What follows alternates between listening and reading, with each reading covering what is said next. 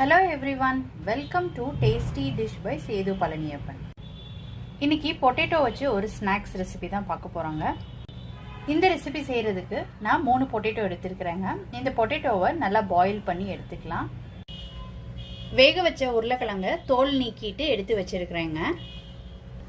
இப்போ பொட்டேட்டோவை துருவிக்கலாங்க. எல்லா உருளைக்கிழங்கையும் இந்த மாதிரி துருவி எடுத்துக்கிட்டாச்சு. இப்போ இந்த உருளைக்கிழங்குல இந்த டிஷ்ஷுக்கு தேவையான உப்பு சேர்த்துக்கிறேன்.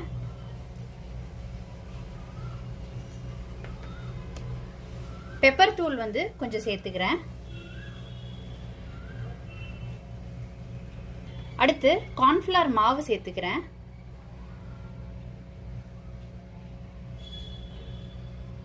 இப்போ இது எல்லாத்தையும் சேர்த்து கலந்துக்கலாம்.